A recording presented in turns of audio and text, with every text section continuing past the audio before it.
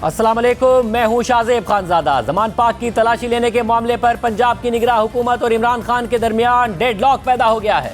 इमरान खान का कहना है कि वो सिर्फ लाहौर हाई कोर्ट के अहकामात की रोशनी में तलाशी की इजाजत देंगे, जबकि पंजाब हुकूमत 400 पुलिस एहलकारों को ले जाकर तलाशी लेना चाहती है। 2 दिन पहले पंजाब के निगरान वजीर इत्तलात आमिर मीर ने दावा किया था कि 9 मई को जिना हाउस समेत दीगर तंसीबात पर हमला करने वाले 30 से 40 दहशतगर्द जमान पाक में छुपे हुए हैं और उनकी गिरफ्तारी के लिए इमरान खान को 24 घंटे का अल्टीमेटम दिया था, जिसके बाद इमरान खान ने कहा था कि सर्च वारंट ले आएं और तलाशी ले लें। फिर इमरान खान ने मीडिया को भी जमान पाक में रसाई दे दी थी और पंजाब पुलिस ने कल दावा किया था कि जमान पाक से फरार होने वाले 8 दहशतगर्द गिरफ्तार कर लिए हैं। और आज पंजाब पुलिस ने दावा किया है कि मजीद 6 दहशतगर्दों को फरार होने की कोशिश के दौरान पकड़ लिया गया है और पकड़े जाने वालों की तादाद 14 हो गई है, मगर इन 14 अफराद की कोई तफसीलात अब तक सामने नहीं रखी गई हैं। इसके अलावा 9 मई के वाकयात की तहकीकात के लिए पंजाब हुकूमत ने 9 GITs कायम कर दी हैं। कल पंजाब के निगरान वज़ीर इत्तलात आमिर मीर ने हमारे प्रोग्राम में ऐलान किया था कि कमिश्नर लाहौर की सरबराही में वफ्द इमरान खान से आज जमान पाक में मुलाकात करके तलाशी से मुतालिक बात करेगा, जिसके बाद आज शाम हुकूमती वफ्द ने जमान पाक में इमरान खान से मुलाकात की और फिर निगरान वज़ीर आला पंजाब को तफसीलात से आगाह किया। निगरान वज़ीर आला पंजाब मोहसिन नकवी ने कहा है कि PTI वादे के मुताबिक जमान पाक से तजावुजात खत्म करे तो पुलिस नाकाबंदी खत्म कर देगी, जबकि इमरान खान ने अब से कुछ देर पहले मीडिया से बात करते हुए कहा है कि अगर हम सर्च की इजाजत देंगे भी तो लाहौर हाई कोर्ट के हुक्म के मुताबिक होगा। उन्होंने कहा नहीं, दहशतगर्द नहीं, वांटेड मैन है, आप जिसको मर्जी कह दें वांटेड है, जो PTI है वो वांटेड है इस वक्त। और उन्होंने फिर एक और बात की कि जी हम पूरी सर्च करना चाहते हैं आपका घर, तो उसके लिए मैंने कहा कि हम वो नहीं अलाउ कर सकते। अगर हम कभी अलाउ करेंगे तो जो लाहौर हाई कोर्ट ने किया था, लाहौर हाई कोर्ट ने इजाजत दी थी कि एक इनकी तरफ से आएगा सर्च करने के लिए, कोई भी ये नॉमिनेट करेंगे, एक हमारा होगा और साथ फिर एक फीमेल ऑफिसर भी होगी। अगर उस तरह की सर्च करना चाहती है बिस्मिल्लाह करें। उन्होंने कहा कि सारे घर वाले बाहर निकलेंगे और फिर जाके सर्च करेंगे और एक एक चीज को, अगर ये कोई सबूत दे दें, हमें बताएं कि हमारी पार्टी के लोग मुलव्वस थे, हम मदद करेंगे उनको पकड़वाने में। इस वक्त खबरें आ रही हैं कि जमान पाक से रुकावटें हटाई जा रही हैं। हमारे नुमाइंदे इस वक्त वहाँ पर मौजूद हैं, हम उनसे बात करेंगे कि इस वक्त क्या सूरत हाल जमान पाक में नज़र आ रही है। आप बताइएगा कि इस वक्त क्या सूरत हाल है जमान पाक में। जी शाहजेब, इस वक्त अगर जमान पार्क की बात की जाए तो चूँकि यहाँ पर जो हुकूमती टीम आई थी, मुज़ाकरात में डेडलॉक आ गया। उस डेडलॉक के बाद ये बताया गया कि 2200 के करीब अफराद की लिस्ट जो है वो शेयर की गई थी, उनको तफसीलात फराहम की गई थी कि 2200 लोग ऐसे थे जो जियो फेंसिंग में सामने आए, जिनके साथ कहा गया कि आप उनकी तफसील जो है वो हुकूमत को फराहम करें ताकि मामलात को आगे बढ़ाया जाए। दूसरी तरफ इमरान खान ने और उनकी टीम ने कहा कि इस तरह से सर्च ऑपरेशन नहीं हो सकता, तो ये डेडलॉक आ गया। ताज़ा सूरत हाल शाहजेब ये है कि क्रेनें यहाँ पर पहुँच चुकी हैं, ज़िली इंतज़ामिया के लोग यहाँ पर पहुँच चुके हैं। इमरान खान की रिहाइशगाह के बाहर मैं खड़ा हूँ, 2 रास्ते हैं, एक जहाँ पर मैं खड़ा आपसे बात कर रहा हूँ और एक बिल्कुल मेरी बैक साइड पे वहाँ पर कंटेनर लगाकर उस रास्ते को मुश्किल बुनियादों पर वर्कर की तरफ से बंद कर दिया गया था। अब वहाँ पर क्रेन और दीगर जो ज़िली इंतज़ामिया के लोग हैं वो यहाँ पर पहुँच चुके हैं। कहा यह जा रहा है ज़िली इंतज़ामिया की तरफ से कि वो आज रात इस जगह को मुकम्मल तौर पर क्लियर करेंगे, चूँकि निगरान वज़ीर आला पंजाब मोहसिन नकवी की तरफ से ये कहा गया था कि वादे के मुताबिक अगर PTI इन रुकावटों को दूर करेगी तो वो कॉर्डन ऑफ एरियाज़ को छोड़ देंगे, चूँकि जमान पार्क आने और जाने वाले तमाम रास्ते शाह से बंद हैं, तो इसलिए लोगों को सख्त मुश्किलात का सामना है। जो जमान पार्क की रिहायशी हैं अब वो यहाँ से बाहर निकल नहीं सकते और अगर वो निकल जाएँ तो वो अंदर नहीं आ सकते, चूँकि कोई मोटरसाइकिल गाड़ी किसी भी चीज़ को यहाँ पर आने की इजाज़त नहीं है स्वाय मीडिया के नुमाइंदों के। तो इस वक्त जमान पार्क के बाहर इमरान खान की रिहाइशगाह के दूसरे गेट की तरफ जो है वो ऑपरेशन शुरू हो चुका है। पहले मरहले में उन कंटेनर्स को साइड पे किया जाएगा और दूसरे मरहले में इस जो ग्रीन लैंड थी इस पर खैमे सारे बना दिए गए थे और वो खैमे मजबूत थे, लोहे की चादरें लगाकर उनको मुश्किल बुनियादों पर यहाँ पर बनाया गया था और पूरे पंजाब भर से और मुख्तलिफ जो अजला से मुल्क भर से लोग आते थे, उन्होंने अपने अपने खैमों को नाम दिए हुए थे। अब दूसरे मरहले में उन खैमों को यहाँ से उखाड़ा जाएगा और उन खैमों को क्लियर किया जाएगा ताकि इन रास्तों को क्लियर करें। तीसरे मरहले के बाद शाहजेब जितने भी जो कार्डन ऑफ एरियाज़ होंगे उन एरियाज़ को खोला जाएगा और यहाँ पर जो आम आवाम है, पब्लिक है, उसकी आमदोरफ्त को यकीनी बनाया जाएगा। अभी की ताज़ी सूरत हाल ये है कि जमान पार्क के बाद अब कोई कारकुन नहीं है, सिर्फ पुलिस के लोग हैं, 15 से 20 लोग यहाँ पर ड्यूटी कर रहे हैं। अगर आपको इस वक्त जमान पार्क के अंदर जाना हो, इमरान खान की रिहाइशगाह के अंदर, पहले ये होता था कि उनकी अपनी ज़ाती सिक्योरिटी थी, अब वो सिक्योरिटी नहीं है। अब जमान पार्क का जो मरकज़ी गेट है, मेन रिहाइशगाह है इमरान खान की, वहाँ पर 6 पुलिस एहलकार बैठे हैं जो नाम नोट करते हैं और फिर अंदर जाने देते हैं। और इमरान खान की रिहाइशगाह के अंदर उनकी ज़ाती सिक्योरिटी, इफ्तिखार गुम्मन जो उनके चीफ सिक्योरिटी ऑफिसर हैं वो और दीगर स्टाफ जो है वो इस वक्त मौजूद है। सब यानी कि जो आज कारकुन बाकी भी जो थे वो भी जा चुके हैं, अब इस वक्त यहाँ पर कोई भी नहीं है। अगर पुलिस ऑपरेशन कर भी लेती तो पुलिस को मिलना कुछ नहीं था, क्योंकि बार बार इस बात का इंदिया दिया जाता है कि जी घर के अंदर मौजूद है। कभी उनके भांजे की बात की जाती है, कभी कुछ रहनुमाओं की बात की जाती है कि वो अंदर मौजूद हैं।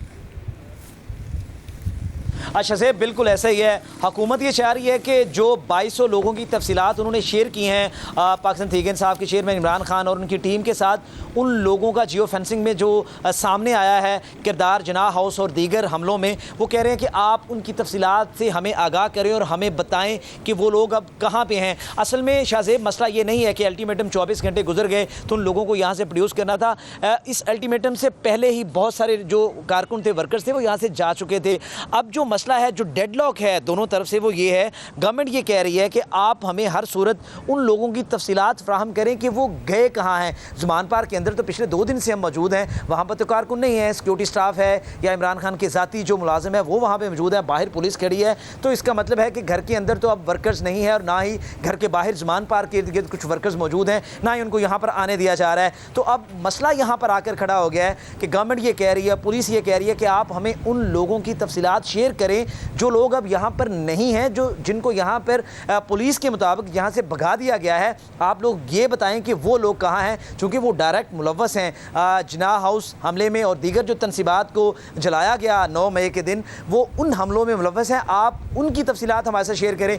यही वजह है कि आज आला हुकूमती ज़राए ने हमें बताया कि 2200 के करीब जो अफराद हैं उनकी तफसीलात शेयर की गई हैं इमरान खान के साथ और उनकी टीम के साथ। ताहम खान साहब ने इसके ऊपर कहा है कि 2200 लोग नहीं थे, लेकिन हुकूमती आला हुकूमती अहदेदार जो हैं उनका ये कहना है कि उन्होंने ये तफसीलात कहा है कि 2200 के करीब लोग हैं। उनकी तफसील हमें बताएं। जो जब जा रहे थे मर्जी कायदीन थे उनके साथ, जब मुख्तलिफ के कारकुन जा रहे थे जो खेमों वगैरह में होते थे, आपकी उनसे बात हुई? उन्होंने बताया वो क्यों जा रहे हैं?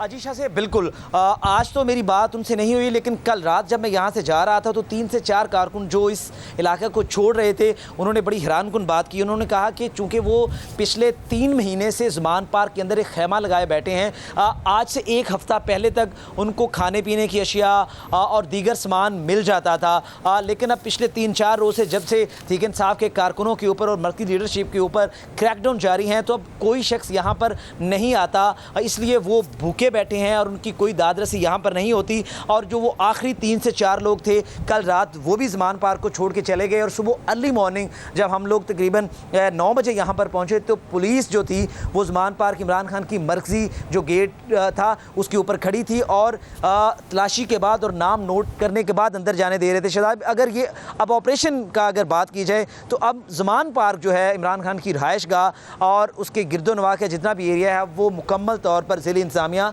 और पुलिस के ज़ेरे कंट्रोल है। अब यहाँ पर कारकुन नहीं है और कारकुन मुकम्मल तौर पर इस इलाके को यानी यही एक चीज़ अचीव कर पाई है, यही एक चीज़ हासिल कर पाई है पंजाब हुकूमत, वो अल्टीमेटम देकर और ये बात करके कि जो खैमे थे या फिर जो रुकावटें थी उन्हें हटाने में कामयाब हो गए हैं कि जी हम पुलिस हटा देते हैं, आप ये हटा दें। अब यहाँ पर ना कोई कारकुन है ना कोई रुकावटें मौजूद हैं, इसमें सिर्फ कामयाब हो सकें। बाकी जो दावे किए गए थे 30-40 दहशतगर्द और अंदर मौजूद हैं, उसके लिए कोई ऑपरेशन होगा या फिर इमरान खान साहब से, क्योंकि कल इजाज़त की बात की गई थी, इजाज़त मिल जाएगी या कुछ होगा, उसका कोई इम्कान अब नहीं नज़र आ रहा है।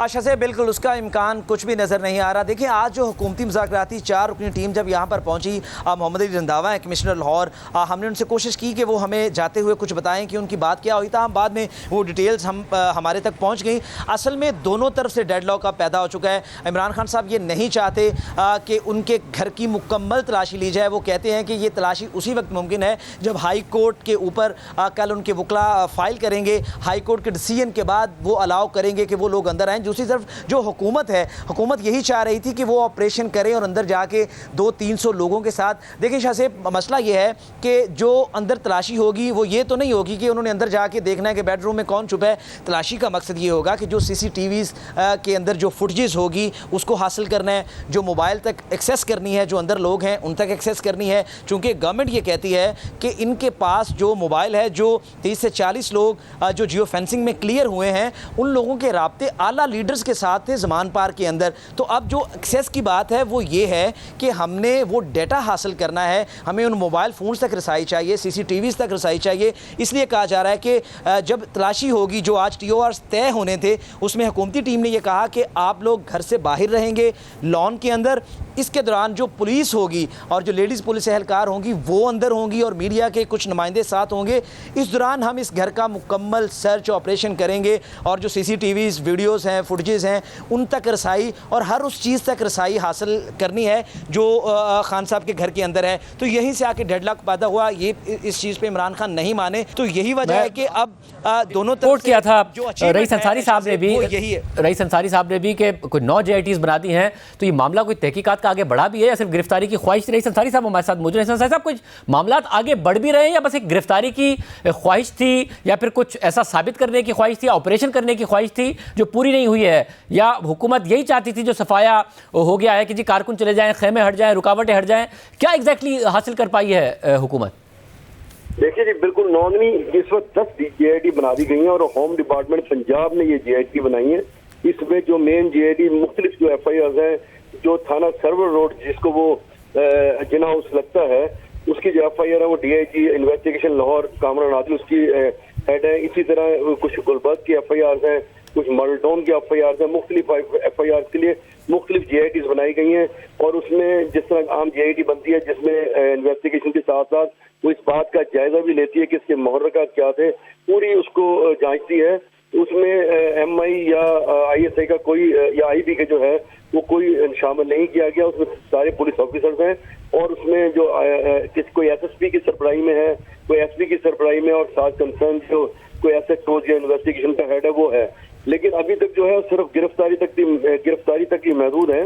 और वो जो इस वक्त जांच रहे हैं, जहाँ हमें कुछ इतलात मिली है, जिस तरह हमारे कुछ जर्नलिस्ट भी पकड़े गए जो वहाँ ड्यूटी पर थे, वो उन्होंने वहाँ कुछ तस्वीर के जरिए पकड़ा है, कुछ फुटेज देखी है, लेकिन जियो फेंसिंग के जरिए उन्होंने मोबाइल के जरिए जो उनका मोबाइल वहाँ था वो पकड़ा है। शाहजेब साहब, आपको मैं एक अहम बात बता दूं कि जब ये मॉब आया और जो हमारी इतलात है, उस मॉब के दौरान कोई तकरीबन 70-80 गाड़ियां थी जो वहाँ फंस गई, तो उनकी लोकेशन भी वहीं आ रही है क्योंकि उन्होंने जियो फेंसिंग के जरिए जो नंबर लिए हैं उसमें उनके नंबर वहीं आ रहे हैं और उनको भी घरों में पुलिस जा रही है।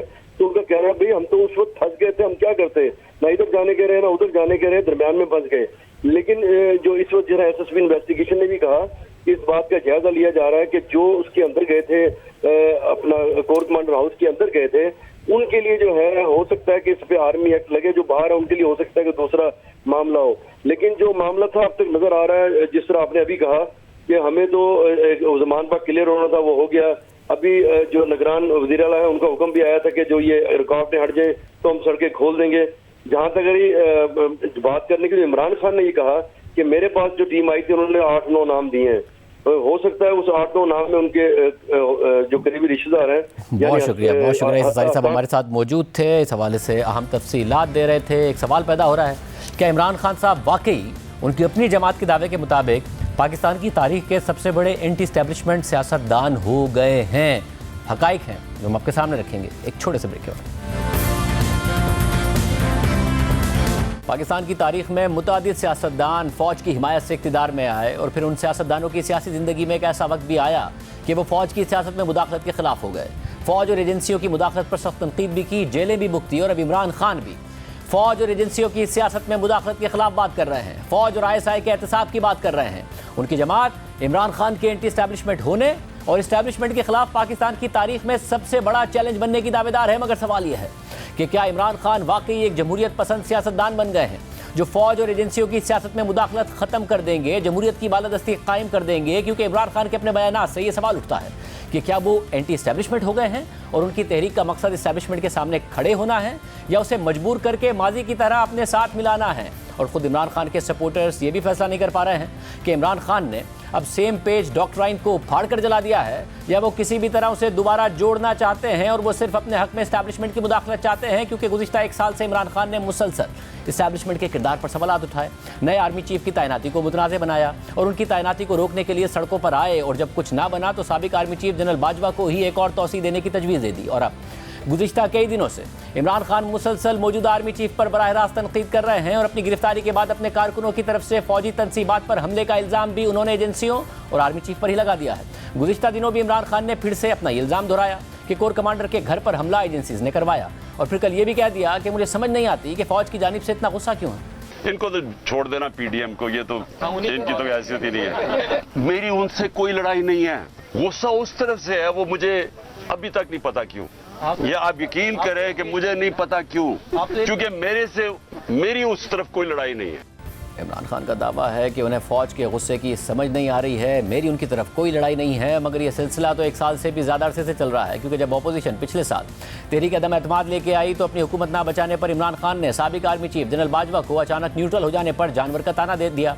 फिर मीर सादिक और मीर जाफर कहते रहे, मगर बाद में खुद तस्लीम भी किया कि उन्होंने तहरीक अदम एतमाद के दौरान जनरल बाजवा की हिमायत हासिल करने के लिए उन्हें तौसी की पेशकश भी की थी। सिर्फ यही नहीं, जब नए आर्मी चीफ की तैनाती हो रही थी तो उस पर भी इमरान खान ने तनाज़ा खड़ा कर दिया और उनकी तैनाती रोकने के लिए जनरल बाजवा को एक और शॉर्ट टर्म तौसी देने का मुतालबा कर दिया ताकि जनरल आसिम मुनीर रिटायर हो जाएं। और फिर खुद आज़ाद जम्मू कश्मीर के साबिक वज़ीर आज़म और तहरीक इंसाफ के इस वक्त नाराज़ रहनुमा तनवीर इलियास ने बयान दिया कि आर्मी चीफ की तैनाती से 2 दिन पहले तहरीक इंसाफ का लॉन्ग मार्च इसी साजिश की कड़ी था। हमने इमरान खान से कहा कि आज़ाद कश्मीर में बल्दियाती इंतखाबात हो रहे हैं, मार्च 2 दिन आगे कर दें। इमरान खान ने कहा कि जनरल आसिम मुनीर को आर्मी चीफ बनने से रोकना है। इसके अलावा उन्होंने पिछले साल सहाफ़ियों से मुलाकात में भी जनरल आसिम मुनीर की बतौर आर्मी चीफ मुमकिन तैनाती की मुखालफत की थी और इससे पहले आर्मी चीफ की तैनाती रोकने के लिए खुद इमरान खान ने यह बयान दिया था और बयानिया बनाया था कि लंदन में बैठा मफरूर मुजरिम कैसे मुल्क का आर्मी चीफ तैनात कर सकता है। नवाज शरीफ वहां से बैठ के फैसले की तैयारी कर रहा है कि पाकिस्तान का अगला आर्मी का चीफ कौन बनेगा। वो आदमी जो मफरूर है, सजा याफ्ता है, जिसके अरबों रुपया बाहर पड़ा है। मगर फिर बाद में उसी मफरूर नवाज शरीफ की तारीफ भी कर दी कि उन्होंने जनरल बाजवा को एक्सटेंशन ना देकर बड़ा अच्छा किया। मगर फिर कुछ दिन बाद नए आर्मी चीफ को लंदन प्लान का हिस्सा करार देकर इल्ज़ाम लगा दिया कि वो नवाज शरीफ से किए गए वादे पूरे कर रहे हैं और फिर नए आर्मी चीफ पर बार बार इल्ज़ामात लगा रहे हैं। It's one man, the army chief. There's no democracy in the army. The army is getting maligned by what is happening right now. And sadly, the events that happened when I was inside, I only found out afterwards.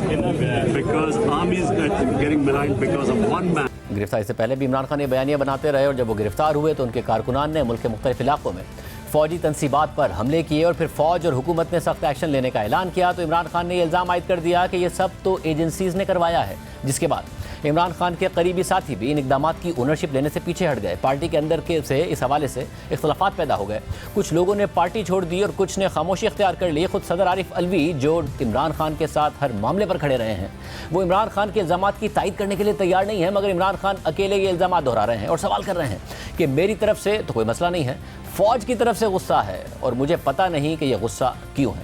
मगर सवाल यह है कि क्या इमरान खान मुकम्मल तौर पर civilian बालादस्ती पर यकीन रखते हैं और इस पर कोई समझौता नहीं करेंगे, या उनका मकसद सिर्फ इक़्तिदार हासिल करना है और जिसके हुसूल के लिए वो हर जायज़ नाजायज़ तरीक़े और इल्ज़ाम का सहारा लेने के लिए तैयार है। क्योंकि गुज़िश्ता 1 साल में इमरान खान का अब तक का सफ़र तज़ादात से भरपूर है। वो कभी कहते रहे हैं कि फ़ौज को सियासत में मुदाखलत नहीं करनी चाहिए, उसे एक तरफ होना चाहिए। कभी कहते हैं कि फ़ौज न्यूट्रल ना हो क्योंकि न्यूट्रल तो जानवर होता है, फिर कहते हैं कि फ़ौज न्यूट्रल हो जाए। मगर 2 दिन पहले फिर अचानक उन्होंने फ़ौज को मुदाखलत का कह दिया और अपना मुतालबा दोहरा दिया कि जो मुल्क में इलेक्शन करवा सकते हैं वो इलेक्शन करवाएं। इसका सिर्फ हल इलेक्शंस है और मैं तब से इंतजार कर रहा हूं कि कोई बातचीत करे इस पे। जिन लोगों से हम बात करते हैं वो इलेक्शन का नाम ही नहीं सुनना चाहते, तो उन्होंने तो इलेक्शन नहीं करवाना। तो जो करवा सकते हैं, मेरी आज आपसे अपील है, इस मुल्क को बचाएं और इलेक्शंस करवाएं। इससे बड़ा तजाद क्या होगा कि वो फ़ौज को कह रहे हैं कि गैर सियासी हो जाएं, फिर उसी फ़ौज को सियासत में मुदाखलत करके इलेक्शन करवाने का भी कह रहे हैं। इसके अलावा 4 दिन पहले इमरान खान ने बरतानवी अखबार द गार्डियन को इंटरव्यू देते हुए कहा कि इसमें कोई शक नहीं है कि फ़ौज मेरी गिरफ्तारी के पीछे है, पाकिस्तान को अब आर्मी चीफ चला रहा है और हम पर क्रैकडाउन भी आर्मी चीफ करवा रहा है। उन्होंने मजीद कहा कि फ़ौज कानून से ऊपर है, ISI कानून से ऊपर है और जब कोई कानून से ऊपर होता है तो फिर आप जंगल के कानून की तरफ निकल जाते हैं। ये यानी फ़ौज लोगों को उठा सकती है, उन्हें अपनी तहवील में रख सकती है, लोगों को गुमशुदा कर सकती है। ये जजेस पर असरअंदाज होते हैं, मीडिया को दबाते हैं। इस इदारे के लिए कोई एहतसाब नहीं है, ये जमहूरी नहीं है। इमरान खान की इन बातों में वज़न है। मगर क्या इमरान खान मुस्तकबिल में इन तमाम खराबियों को दूर करने का इरादा रखते हैं? क्योंकि 4 माह पहले उन्होंने अपने मुस्तकबिल के प्लान के हवाले से आगाह करते हुए बताया कि ISI एहतसाब से लेकर कानून की हुक्मरानी कायम करने, मनी लॉन्ड्रिंग रोकने, स्मगलिंग रोकने और यहाँ तक कि ज़मीनों पर कब्जे रोकने के लिए भी किरदार अदा करेगी। यानी इमरान खान गैर मुल्की मीडिया को बता रहे हैं कि फ़ौज और ISI एहतसाब से ऊपर हैं और इनका एहतसाब होना ज़रूरी है, मगर पाकिस्तानी मीडिया में इंटरव्यू देकर कह रहे हैं कि हुकूमत में आकर एहतसाब ही फ़ौज और ISI से कराना है। बैरूनी मीडिया को कह रहे हैं कि फ़ौज का इदारा ना जमहूरी है और ना ही जमहूरियत पर यकीन रखता है, मगर पाकिस्तान में तकारीर करते हुए कह रहे हैं कि फ़ौज जमहूरियत में मुदाखलत करके इलेक्शन कराए।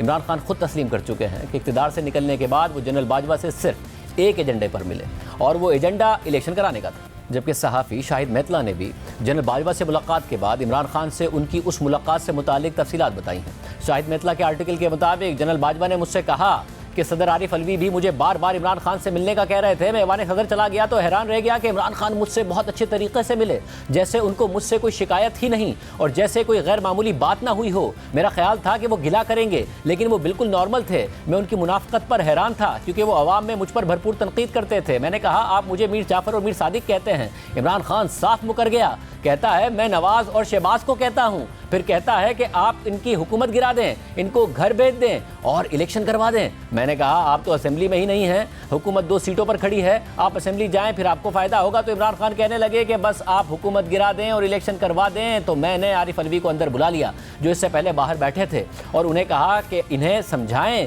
कि हम कैसे हुकूमत गिरा सकते हैं और हुकूमत ख़त्म होने का इनको कोई फ़ायदा नहीं होगा जब तक वो असेंबली नहीं जाते। फिर आरिफ अलवी ने भी उनको समझाया। यूँ ये मुलाकात बेनतीजा रही। सिर्फ यही नहीं, आज इमरान खान आइन की बालादस्ती की बात कर रहा है, मगर अमेरिका के खिलाफ उन्होंने हकीकी आज़ादी का नारा लगाकर फ़ौज से शिकवा ही ये किया था कि एक आइनी अमल यानी तहरीक अदम एतमाद के ज़रिए उनकी हुकूमत को गिराने से फ़ौज बचा तो सकती थी, यानी गैर आइनी मुदाखलत कर तो सकती थी। चले मानते हैं कि एस्टेब्लिशमेंट ने कोई इसके ऊपर साजिश नहीं की, लेकिन रोक तो सकती थी ना, जानते तो थे इनका माजी। अब मसला ये है कि अवाम इमरान खान के कौन से बयानिए को दुरुस्त माने और किस बयानिए को गलत माने। हर इंसान को अपनी गलतियों की तस्हीह करने और ख़ुद को बदलने का हक़ है, मगर क्या इमरान खान वाकई बदल गए हैं? क्योंकि वो कह रहे हैं कि ISI कानून से ऊपर है, फ़ौज जमहूरी नहीं है और जमहूरियत में मुदाखलत करती है और पाकिस्तान की तारीख वाज़े करती है कि उनके इल्ज़ामात में वज़न है।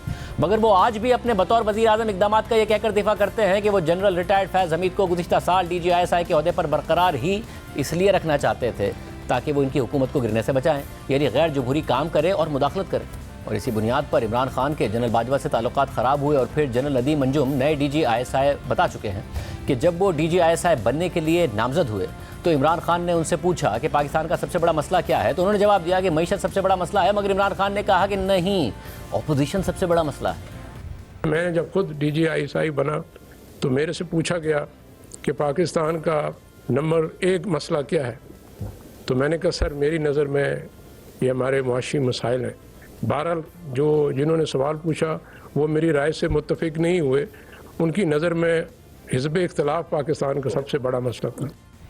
इस वक्त तहरीक इंसाफ के सदर और साबिक वज़ीर आला पंजाब परवेज़ इलाही कह चुके हैं कि जनरल बाजवा की एक्सटेंशन के दौरान जनरल फैज़ ने इमरान खान के कहने पर नैब के चेयरमैन को कहा कि मुझे और मोनिस इलाही को अंदर कर दें, जिसके बाद उन्हें जनरल बाजवा से शिकायत करना पड़ी क्योंकि जनरल फैज़ बाज ही नहीं आ रहे थे। यानी इमरान खान ISI को अपने ही इत्तेहादी के खिलाफ इस्तेमाल करते थे। परवेज़ इलाही नेपिया बदलने का भी बता चुके हैं। ये सारे काम इमरान खान DG ISI ऐसे कराते थे और ख़ुद भी बता चुके हैं कि एजेंसियों के जरिए इत्तेहादियों को लाकर बजट पास कराते थे। खुद उनके पार्टी अरकान कहते थे कि उन्हें ज़बरदस्ती लाया गया है, इत्तेहादी भी बताते थे। जी हम आए नहीं, लाए गए और बहुत इत्तेमाम से लाए गए। और सर कौन लाया आपको? सर लाया कौन है? अच्छा, तो खुद PTI के जो इतने बड़े लोग हैं जो ये कह रहे हैं, ये 3.5 साल तो खुद टेलीफोन एक्सचेंज में बैठ के हमें फोन कराते रहे। PTI ने तो हमें कभी कांटेक्ट ही नहीं किया, हमें दूसरे ही फ़ोन करते थे ये कह के कि भाई नहीं आया तो हम समझते हैं कि कौमी सलामती का मामला है, तो आप लोग जाके अपना किरदार अदा करें। ये जो आपकी कॉल्स का सिलसिला मुनक़ता हुआ है, ये कि जनरल फैज़ के जाने के बाद ही हुआ है? क्योंकि वज़ीर आज़म ने तो आज नाम ले दिया उनका कि वो चाहते थे कंटिन्यू करें, मे भी इसके आसपास ही हुआ हो।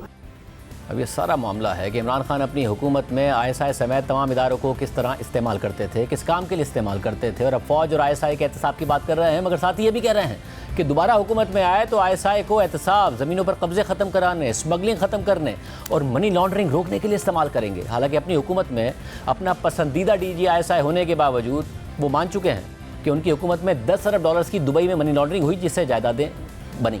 और 2020 में जब नवाज शरीफ ने फ़ौज की सियासत में मुदाखलत पर तनकीद करना शुरू की तो वज़ीर आज़म इमरान खान ने इसे गद्दारी कहा। जब माजी में दीगर सियासतदानों को फ़ौज और एजेंसी से शिकायत होती थी तो इमरान खान ये वजह बताते थे कि एजेंसीज़ को इनकी करप्शन का पता चल जाता है, मेरा तो ऐसा कोई मामला ही नहीं है। और आज इमरान खान को आर्मी चीफ से शिकायत है, आईएसआई से शिकायत है और ये बात रिपोर्ट हो चुकी है कि मौजूदा आर्मी चीफ जब इमरान खान की हुकूमत में डीजी आईएसआई थे तो उन्हें इमरान खान ने डीजी आईएसआई के ओहदे से हटाया ही इसलिए था क्योंकि डीजी आईएसआई ने, आसिम मुनीर ने उस वक्त इमरान खान को बताया था कि उनके करीबी अफराद करप्शन कर रहे हैं।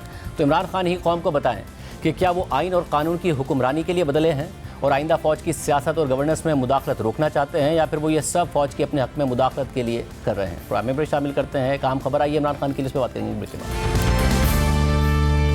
आज इमरान खान और तहरीक इंसाफ के हक़ में एक बड़ा अदालती फैसला सामने आया है और अदालत ने एक बार फिर इमरान खान की सिस्टम में वापसी का रास्ता खोल दिया है। लाहौर हाई कोर्ट ने तहरीक इंसाफ के 72 अराकीन के लिए कौमी असम्बली में वापसी की राह हमवार कर दी है। आज लाहौर हाई कोर्ट के जस्टिस शाहिद करीम ने पीटीआई के 72 अराकीन कौमी असम्बली के इस्तीफों की मंजूरी के खिलाफ दरख्वास्तों पर फैसला सुनाया और हुक्म दिया कि स्पीकर और इलेक्शन कमीशन की जानिब से तहरीक इंसाफ के अराकीन के इस्तीफों की मंजूरी का नोटिफिकेशन कलअदम करार दिया जाता है। इसके अलावा अदालत ने इन तमाम अराकीन को अपने इस्तीफे वापस लेने के लिए कौमी असम्बली के स्पीकर के सामने पेश होने की हिदायत कर दी है और स्पीकर को हिदायत की है कि वो तमाम मेंबरान को दोबारा सुनकर फैसला करें। लाहौर हाई कोर्ट के इस फैसले के बाद शाह महमूद कुरैशी, फवाद चौधरी, हम्माद अजहर, शफकत महमूद, रियाज फतियाना समेत पंजाब से ताल्लुक रखने वाले पीटीआई के कई अहम रहनुमाओं की कौमी असम्बली में वापसी की राह हमवार हो गई है। जबकि तहरीक इंसाफ के रहनुमा और वकील अली जफर ने कहा कि तहरीक इंसाफ के एमएनएज स्पीकर के सामने पेश होकर अपने इस्तीफे वापस ले लेंगे। यानी सूरत हाल यह है कि तहरीक इंसाफ ने पहले खुद इस्तीफे दिए और खुद ही इस्तीफों की मंजूरी के लिए अदालतों से रुजू किया और फिर जब इस्तीफे मंजूर हो गए तो अदालतों में जाकर ये सदा की कि बराए मेहरबानी स्पीकर की तरफ से हमारे इस्तीफे मंजूर करने के फैसले को कलअदम करार दिया जाए। और आज अदालत ने पंजाब की 72 कौमी असम्बली की सीटों की हद तक स्पीकर और इलेक्शन कमीशन का नोटिफिकेशन कलअदम करार देकर तहरीक इंसाफ को कौमी असम्बली में वापसी का रास्ता फराहम कर दिया है। उसकी बहुत अहमियत है क्योंकि इमरान खान अपनी जमात समेत अपोजिशन की सबसे बड़ी जमात के सरबराह के तौर पर कौमी असम्बली में वापस जा सकते हैं और लीडर ऑफ दी अपोजिशन बनकर आइंदा इलेक्शंस के लिए निगरान सेटअप में किरदार अदा कर सकते हैं।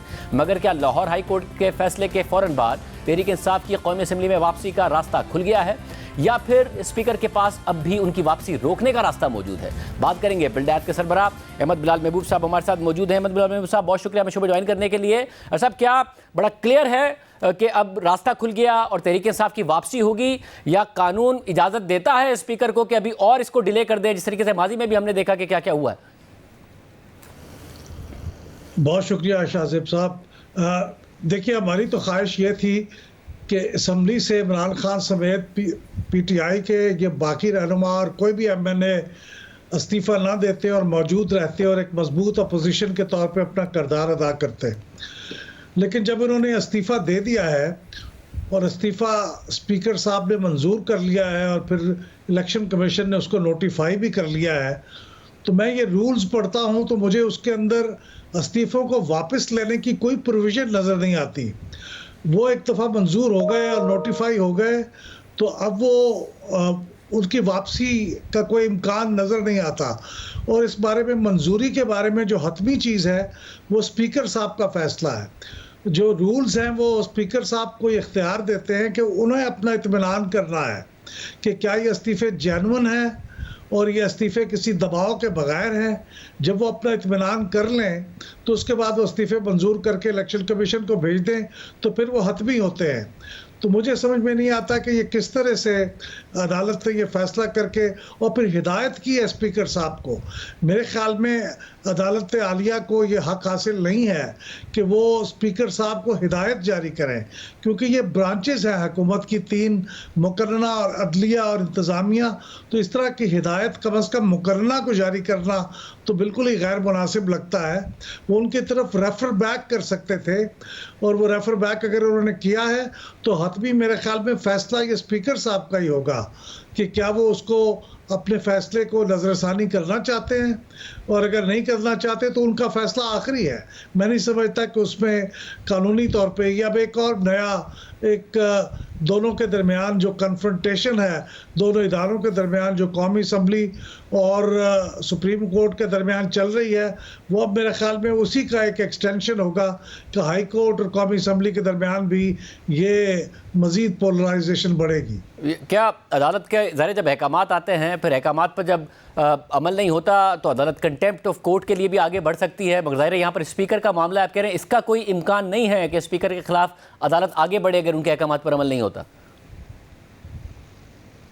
मेरे ख्याल में कोई इख्तियार हासिल नहीं है किसी को भी। ये इदारों की खुद मुख्तारी का मामला है। पहले भी बहुत ख़राबी हुई है जब हम इदारों के अंदर एनक्रोच करते हैं। ये इदारा दूसरे इदारे में जाके किस तरह से फैसला कर सकता है, जबकि उसके रूल्स, कॉन्स्टिट्यूशन, कवानीन ये सारे इस बात को गारंटी करते हैं कि ये ऑटोनॉमी है कौमी असम्बली को और उसके स्पीकर को, और उसके स्पीकर को सवाबदीद हासिल है। तो ऐसे में अगर आप मुदाखलत करेंगे, अभी तो खैर अगर चाहे तो कौमी असम्बली के पास एक अपील का रास्ता भी मौजूद है कि वो सुप्रीम कोर्ट के अंदर अपील करे। शायद वो ना करे मौजूदा जो हालात हैं उसके अंदर, लेकिन ये स्पीकर साहब की जो मेरी दानिश में फ़ैसला है वो आखिरी फ़ैसला है और अदालत को उसके अंदर मुदाखलत करने का हक़ नहीं है। जहाँ तक मैंने सुना है उन्होंने अभी भी ये मामला स्पीकर साहब को रेफ़र किया है, अगरचे अल्फाज इंस्ट्रक्शन के हैं, डायरेक्शन के हैं, लेकिन ये फ़ैसला मेरे ख्याल में आखिरी स्पीकर साहब का ही होगा। बहुत शुक्रिया, गुफ्तगू आपने सुनी। आज के प्रोग्राम में इतना ही, इजाज़त दीजिए, अल्लाह हाफ़िज़।